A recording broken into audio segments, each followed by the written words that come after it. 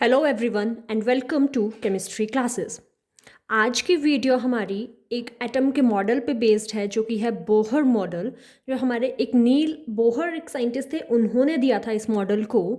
And जब हमारे electron proton and neutron इन सब की डिस्कवरीज हो गई तो सबसे पहले हमारे पास एक मॉडल आया, दैट इज़ थॉमसन मॉडल था हमारे पास। उसके बाद हमारे पास जो मॉडल आया वो था रदरफोर्ड मॉडल, जिसने बहुत कुछ हमें एटम के स्ट्रक्चर के बारे में बताया, बट काफ़ी सारे ड्रॉबैक्स भी थे उसमें।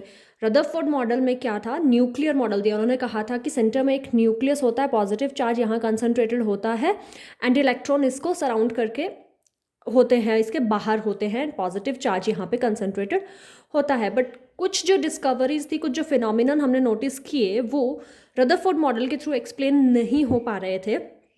सो इसलिए नेक्स्ट मॉडल पे आए हम, that is Bohr model. And Bohr model को पढ़ने के लिए हमें प्लैंक क्वांटम थ्योरी का पढ़ना या उसका होना ज़रूरी है, हमें समझ होना ज़रूरी है, जो हम ऑलरेडी प्रीवियस वीडियोस में कवर कर चुके हैं।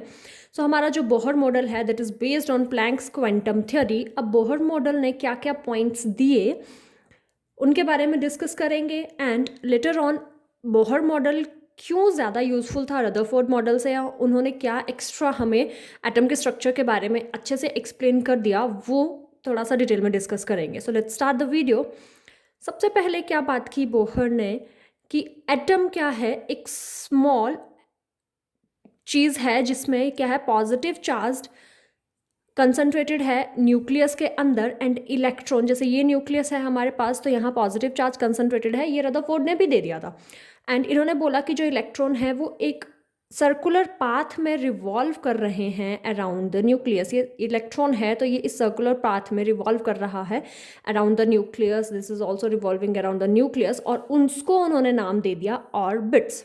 तो ये जो है हमारे पास, दीज आर द ऑर्बिट्स। इन ऑर्बिट्स में इलेक्ट्रॉन रिवॉल्व करते हैं अराउंड द न्यूक्लियस। अब अगर थ्योरेटिकली हम बनाना चाहें तो हम लार्ज नंबर ऑफ ऑर्बिट्स बना सकते हैं। अब ये हमारे पास न्यूक्लियस है, इसके अराउंड आप जितने मर्जी क्लोजली लाइंग ऑर्बिट्स या सर्कुलर ऑर्बिट्स आप बना सकते हो, सर्कुलर पाथ बना सकते हो। बट रदरफोर्ड ने एक कंडीशन लगाई कि ऐसा नहीं है कि जितने मर्जी आप थ्योरेटिकली पॉसिबल ऑर्बिट्स दो वो सारे ही एक्चुअली होंगे, सिर्फ वही ऑर्बिट्स होंगे या उन्हीं ऑर्बिट्स में इलेक्ट्रॉन रिवॉल्व करेंगे जिनकी अपनी कुछ एक फिक्स्ड एनर्जी की वैल्यू होगी। सो उन्हीं ऑर्बिट्स को हम कंसीडर करेंगे।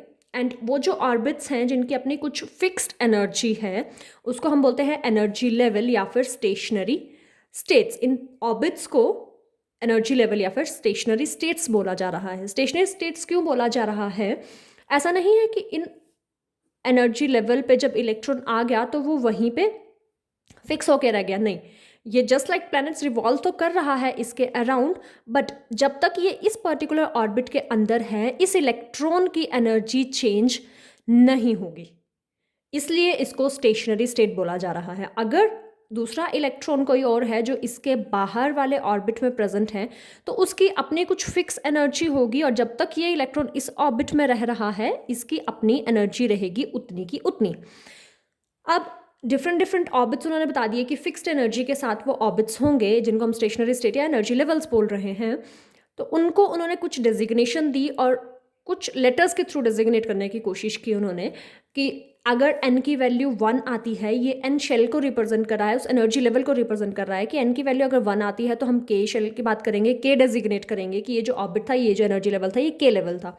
देन 2 3 4 इसके आगे जो भी ऑर्बिट्स चलेंगे वो हमारे अल्फ़ाबेटिकली चलेंगे, LMNOP इस तरह से कंटिन्यू होता जाएगा। अब n इज इक्वल्स टू 1 वाला कौन सा एनर्जी लेवल है? जो आपका सबसे नियरेस्ट है टू द न्यूक्लियस। ये हमारे पास न्यूक्लियस है तो ये वाला ऑर्बिट जो है, this orbit is having n is equals to 1, और इस ऑर्बिट को या इस एनर्जी लेवल को हम बोलेंगे k लेवल।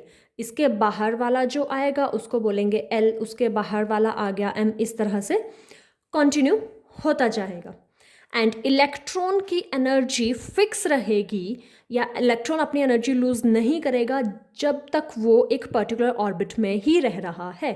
वो एनर्जी का एक्सचेंज कब करेगा? अगर वो इस ऑर्बिट में था इलेक्ट्रॉन तो उसकी एनर्जी मैंने बोला फिक्स है, तो अगर वो इस ऑर्बिट से इस ऑर्बिट में जाएगा तब उसकी एनर्जी में कुछ चेंज आएगा। वो कैसे आएगा वो आगे देखेंगे। या फिर इस ऑर्बिट से वो इस ऑर्बिट में जाना चाहता है, तब उसकी एनर्जी में कुछ चेंज आएगा। बट जब तक वो इस ही ऑर्बिट में रह रहा है या इस ही ऑर्बिट में रह रहा है, तब तक उसकी एनर्जी में कोई चेंज नहीं आएगा। अब जब ऑर्बिट्स की बात हो गई कि एक सर्कुलर पाथ है और सर्कुलर शेप में है हमारे ऑर्बिट्स, तो ऑब्वियसली कुछ रेडियस भी होगा, एंड इलेक्ट्रॉन कॉन्टिन्यूसली उस ऑर्बिट में मूव कर रहा है, सर्कुलेट करते जा रहा है, तो उसकी कुछ वेलोसिटी भी होगी, एंड ऑब्वियसली कुछ एनर्जी लेवल की कुछ अपनी एनर्जी भी होगी, जो हम बात कर रहे थे ऊपर। तो वो जो भी ये तीनों चीज़ें हैं उसके लिए बोहर ने फॉर्मूलेज दिए। वो क्या था कि डिफरेंट एनर्जी स्टेट्स के लिए एक जर्नल फॉर्मूला उन्होंने दिया, En is equals to -2π² m e⁴ upon n² into h²। ये En क्या है? n की वैल्यू आपकी accordingly 1 to so on change होती रहेगी और शेल के बारे में बात होती रहेगी। पाई एज यूजल, पाई 22/7 और 3.14 आप वैल्यू लोगे। मास आ गया, ये चार्ज की बात आ गई, ये n 1 to up to so on चलेगा। h प्लैंक्स कांस्टेंट है। हमें सिर्फ यहाँ पे n की वैल्यू अननोन होगी या n की वैल्यू वेरी करेगी, बाकी सबकी सब जो वैल्यूज़ हैं वो फिक्स्ड है, नोन है फॉर अ पर्टिकुलर इलेक्ट्रॉन। तो वो वैल्यूज जब हमने सब्सटीट्यूट करी, this is your journal formula, but जब हमने वैल्यू सब्सटीट्यूट कर दी, तो अगर जूल्स में एनर्जी की बात कर रहे हैं और एक एटम के लिए बात कर रहे हैं कि एक एटम के अंदर जो किसी पर्टिकुलर शेल के लिए किसी पर्टिकुलर एनर्जी लेवल के लिए बात हो रही है, तो उसकी एनर्जी कितनी आएगी। जब आपने वैल्यू सब्सटीट्यूट की तो ये आ जाएगा -21.8 इंटू 10⁻⁹ अपॉन n² जूल्स पर एटम। जब आप जूल्स में बात कर रहे हैं एक एटम के लिए, तो एनर्जी का रिलेशन En हो जाएगा इसके इक्वल। जब इलेक्ट्रॉन वोल्ट पर एटम के लिए बात कर रहे हैं या एक एटम की इलेक्ट्रॉन वोल्ट में बात कर रहे हैं, तो ये हो जाएगा -13.6 अपॉन n² इलेक्ट्रॉन वोल्ट। और अगर किलो जूल्स में बात कर रहे हैं तो it will become -1312 upon n² kilojoule per mole. अब ये माइनस साइन क्यों इंट्रोड्यूस किया है हमने एनर्जी में, this is the important thing. देखो, जब हमारे पास न्यूक्लियस है और न्यूक्लियस से काफ़ी दूर इन्फिनिटी पे है इलेक्ट्रॉन या इनफाइनाइट डिस्टेंस पे है, तो इलेक्ट्रॉन के ऊपर तो अपना नेगेटिव चार्ज है, इसके ऊपर पॉजिटिव चार्ज है, बट डिस्टेंस इतना ज़्यादा है इनके बीच में कि ये इनके बीच में कोई अट्रैक्टिव फोर्सेस डेवलप नहीं होंगी। तो हम वहाँ पे बोलते हैं कि जो इनफाइनाइट डिस्टेंस पे है तो एनर्जी उस इलेक्ट्रॉन की ज़ीरो होगी। अब यहाँ पे ज़ीरो है एट इनफाइनाइट डिस्टेंस, तो जैसे जैसे ये न्यूक्लियस के क्लोज आता जाएगा, इसकी एनर्जी जो है वो डिक्रीज करती जाएगी, and that's why we are using here negative sign. So ये पर्टिकुलर स्टेशनरी स्टेट या पर्टिकुलर एनर्जी लेवल के लिए एक जर्नल फॉर्मूला था। यहाँ पे n की वैल्यू सब्सटीट्यूट करते जाएंगे, हमें हर एक लेवल के लिए एनर्जी की वैल्यू मिलती जाएगी, और जो उस एनर्जी लेवल की अपनी वैल्यू होगी एनर्जी की, वही उस इलेक्ट्रॉन की एनर्जी की वैल्यू होगी जो उसमें प्रेजेंट है। Next is radius of that stationary state. तो रेडियस के लिए उन्होंने फॉर्मूला दिया Rn is equals to a0 n²। This a0 is what, a0 की इन्होंने फिक्स वैल्यू दी 52.9 पिकोमीटर, आप इसको मीटर में भी कन्वर्ट कर सकते हैं, and this a0 is your Bohr's radius. हमने इसको नाम दे दिया क्योंकि ये बोहर ने दिया था फिक्स वैल्यू, तो इसको हम बोलते हैं बोहर्स रेडियस। सो a0 हमें पता है फिक्स्ड वैल्यू है, जस्ट n की वैल्यू चेंज करते जाएंगे और रेडियस की हर एक लेवल के लिए रेडियस की वैल्यू आती जाएगी। जैसे जैसे n बढ़ता जाएगा रेडियस की वैल्यू भी बढ़ती जाएगी, इसलिए जो सबसे नियरेस्ट होगा वो छोटा दिन बड़ा इंक्रीज करता जाएगा साइज। नेक्स्ट, उस इलेक्ट्रॉन की वेलोसिटी कितनी होगी। तो वेलोसिटी के लिए उन्होंने फॉर्मूला दिया Vn is equals to V0 upon n।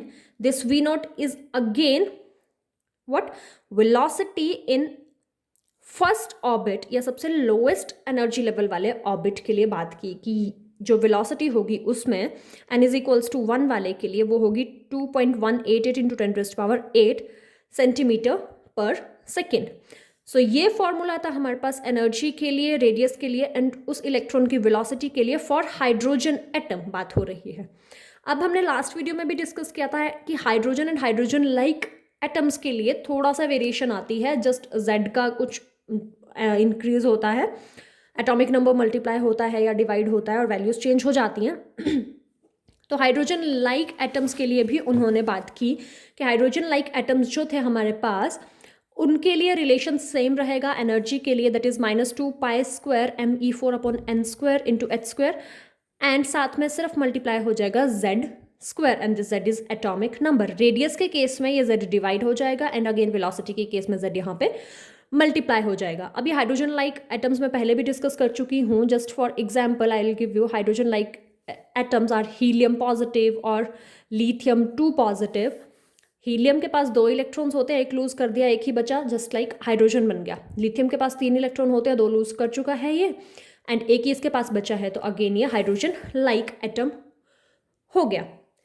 अब इम्पॉर्टेंट थिंग जो बोहर ने दी थी, दिस इज इम्पॉर्टेंट पॉइंट, कि energy of electron is quantize. Now what is this quantized term और व्हाट इज दिस क्वांटाइजेशन?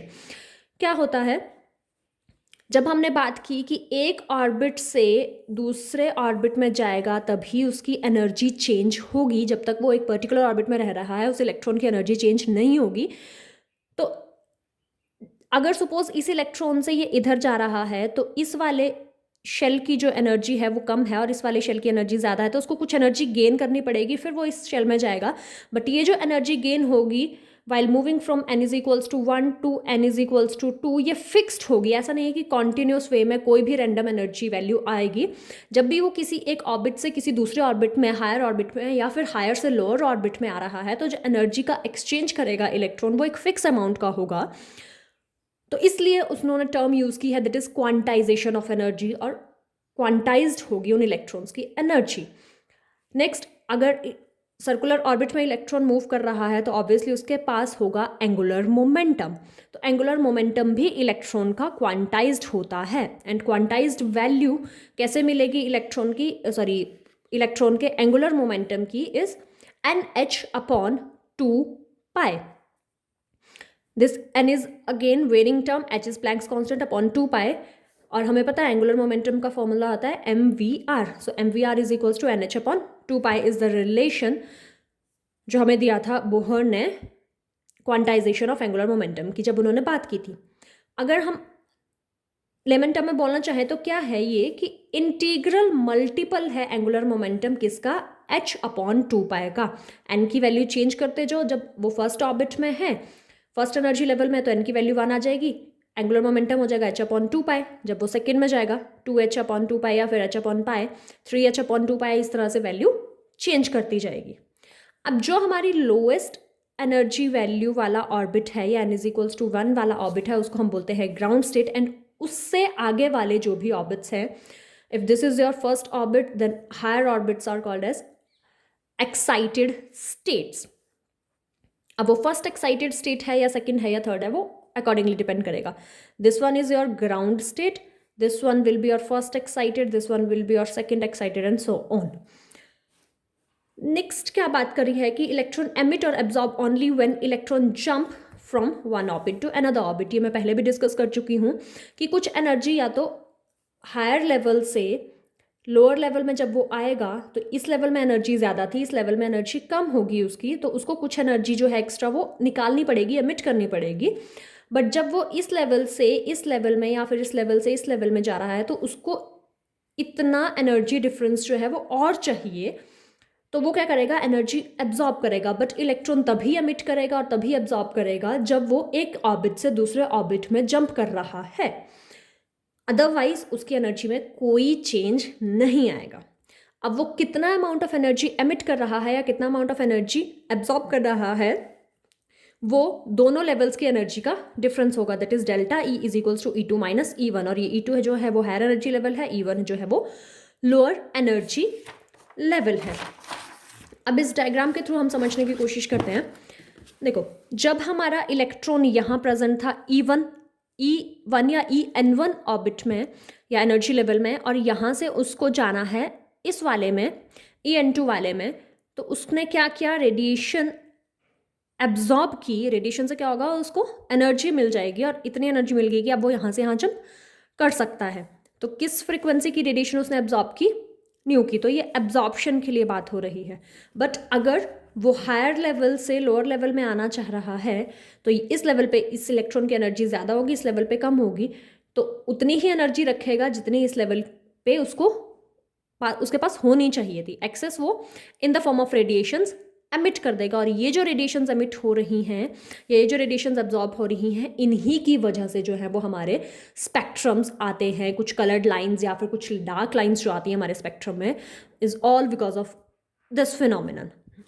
अब जो हमारी एनर्जी एमिट या एब्जॉर्ब हुई उसको हम क्या बोलेंगे, फोटोन या फिर क्वांटा, जो हम प्लैंक्स क्वांटम थ्योरी में ऑलरेडी पढ़ चुके हैं कि कितनी एनर्जी एब्जॉर्ब कर रहा है, कितने एमिट कर रहा है, वो एक डिस्क्रीट अमाउंट में करता है और उसको हम क्वांटम या फोटोन बोलते हैं इन पर्टिकुलर केस ऑफ लाइट। ये था हमारा बोहर मॉडल के बारे में। अब रदरफोर्ड से वो बेटर क्यों है?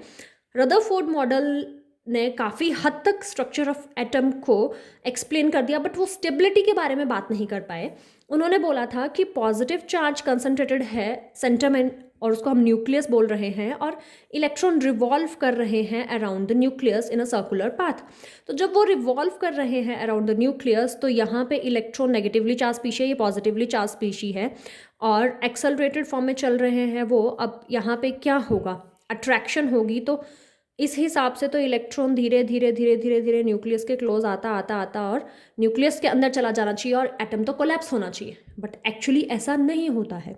सो ये जो रदरफोर्ड एक्सप्लेन नहीं कर पाए, ये बोहर ने एक्सप्लेन किया। उन्होंने क्या बोला कि जब तक वो एक पर्टिकुलर ऑर्बिट में है उसकी एनर्जी में कोई चेंज नहीं आएगा। सो एनर्जी में चेंज नहीं आएगा मतलब वो फिक्स रहेगी वहाँ पे और स्टेबिलिटी काउंट हो रही है। नेक्स्ट जो इंपॉर्टेंट ड्रॉबैक बोल सकते हैं, एक जो एक्सप्लेन नहीं कर पाया Rutherford model, that is line spectrum of hydrogen. जो हमने थ्योरेटिकल एस्पेक्ट उसका देख लिया था, रेबर्ग ने जो थ्योरेटिकल उन्होंने एक फॉर्मूला दिया था वो भी हमने पढ़ लिया था, बट जो एक्सप्लेनेशन है एक्सपेरिमेंटली वो बोहर ने दी। क्या किया हमने कि जब हमने हाइड्रोजन गैस ली, हाइड्रोजन के लिए बात कर रहे हैं, तो हाइड्रोजन गैस ली, या तो उसको हम काफ़ी हाई टेम्परेचर तक हीट करेंगे या फिर इलेक्ट्रिक डिस्चार्ज से पास करेंगे। एंड यहाँ पे एक मैं और इम्पॉर्टेंट पॉइंट आपको बताना चाहती हूँ। प्रीवियस वीडियो में जहाँ पे इलेक्ट्रिक डिस्चार्ज से पास होने की मैं बात कर रही थी, तो वहाँ पे मैंने गलती से लो प्रेशर की जगह लो टेम्परेचर टर्म यूज़ कर ली है। सो वहाँ पे ध्यान दे देना, लो टेम्परेचर नहीं होगा, लो प्रेशर पे बात हो रही होती है वहाँ पे। सो जैसे ही अब back to this, hydrogen gas को हमने हाई टेम्परेचर पे हीट किया या फिर इलेक्ट्रिक डिस्चार्ज से पास किया, तो वो क्या हो जाएगा, बॉन्ड टूट जाएगा, हाइड्रोजन मॉलिक्यूल हाइड्रोजन एटम में कन्वर्ट हो जाएंगे। अब होता क्या है, डिफरेंट डिफरेंट हाइड्रोजन के एटम्स हमारे पास आ गए। अब ऐसा नहीं है कि सारे हाइड्रोजन के एटम्स जो हैं उनके अंदर जो इलेक्ट्रॉन्स हैं वो same amount of energy absorb या same amount of energy emit करेंगे। सब डिफरेंट डिफरेंट अमाउंट की एनर्जीज एमिट या एब्जॉर्ब करते हैं और डिफरेंट लेवल्स पे एक्साइट हो जाते हैं। चलो एट प्रेजेंट मैं बात कर रही हूँ सिर्फ ग्राउंड स्टेट से हायर में जाने की बात, या हायर से लोअर पे आने की भी बात कर सकते हो चलो आप। तो वो फिक्स अमाउंट की एनर्जी एब्जॉर्ब या एमिट करेंगे, बट हर एक इलेक्ट्रॉन के लिए डिफरेंट डिफरेंट हो सकती है। हो सकता है बंच ऑफ इलेक्ट्रॉन एक जैसी कर रहे हो, बंच ऑफ इलेक्ट्रॉन एक जैसी कर रहे हो, बट ऐसा नहीं है कि उसमें जो भी इलेक्ट्रॉन्स हैं वहाँ पे वो सारी की सारी same amount of energy absorb कर रहे हों। जब वो एक्साइट होके हायर लेवल पे चले गए, तो मैंने लास्ट वीडियो में भी डिस्कस किया था कि हायर लेवल पे जाने पे क्या होता है, एक्साइटेड स्टेट्स उतनी ज़्यादा स्टेबल नहीं होती हैं, तो इलेक्ट्रॉन वापस से अपनी स्टेट में आने की कोशिश करता है।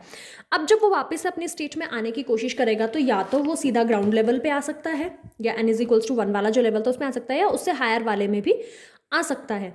सो जब सारे के सारे इलेक्ट्रॉन्स जो हैं जिन्होंने भी एनर्जी एब्जॉर्ब की, हो सकता है वो किसी भी हायर लेवल पे चले गए, बट जिस भी हायर लेवल पे गए वो वापस से अगर ग्राउंड लेवल पे आ रहे हैं, तो एक टाइप की हमें सीरीज मिल गई, दैट इज लेमन सीरीज। अब यहाँ से जो भी हायर लेवल से आ रहा है, 8th लेवल से n=1 पे आ रहा है, 7 से 1 पे आ रहा है, 6 से 1 पे आ रहा है, इस तरह से सभी से, बट आ किसमें रहा है, n=1 वाले लेवल में या ग्राउंड स्टेट में। तो ये जो मुझे बंच ऑफ लाइंस मिला स्पेक्ट्रम में, इसको हमने बोल दिया लेमन सीरीज। और ये जितनी वेवलेंथ की रेडिएशंस इन्होंने एमिट की होंगी वो फॉल कर रही थी अल्ट्रावायलेट रीजन में। तो जो रेबर्ग फॉर्मूले में हमारे पास था न्यू बार =R×1/n1² - 1/n2²। तो n1, अब आपको क्लियर हो रहा होगा कि n1 हम लेमन सीरीज के लिए 1 क्यों फिक्स कर रहे थे, एंड n2 हम 2 ऑनवर्ड्स क्यों ले रहे थे, क्योंकि किसी भी हायर लेवल से वो वापस आ रहा है, बट आ फर्स्ट में रहा है। इसी तरह से बार्मा सीरीज आ गई हमारे पास जब हायर लेवल से वो n is equals to 2 level पे आके ही रुक जा रहा है या फर्स्ट एक्साइटेड स्टेट पे ही रुक जा रहा है. सो इसीलिए बार्मा सीरीज में n is equals to n1 is equals to हो गया था fix 2 and n2 higher level. इसी तरह से पार्शियल ब्रैकेट एंड पफन के लिए बात हो जाएगी. So this is all about Bohr's model. और आपका जो एक्सपेरिमेंटल एक्सप्लेनेशन बोल सकती हूँ मैं लाइन स्पेक्ट्रम ऑफ हाइड्रोजन की, वो भी इसमें कवर अप हो चुकी है. So that's all in this video. अगली वीडियो में कुछ नया टॉपिक डिस्कस करेंगे.